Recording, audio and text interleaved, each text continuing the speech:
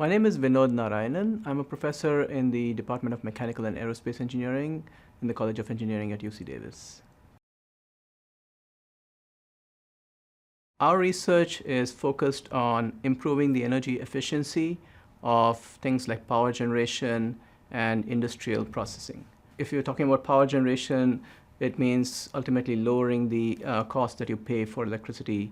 If you're talking about industrial processing, ultimately you're paying lower cost for the goods that are processed by those facilities, let's say chemicals processing.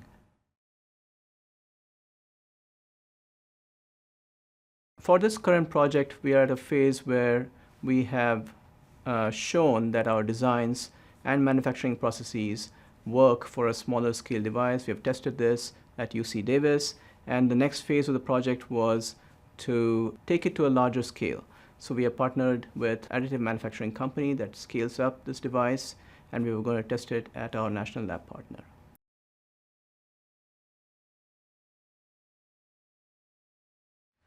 In some fields, like medical, it becomes quite obvious quite fast as to what the impact is. You're not discovering new drugs, and that has a direct impact and a near-term impact on people.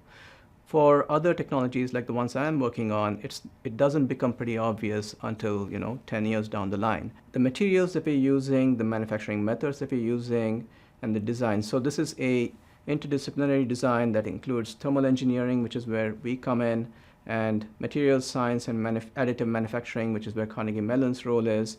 And we bridge them together and create devices that were not possible before. And so with the loss in funding, the entire United States is at a loss in terms of advanced manufacturing and energy security.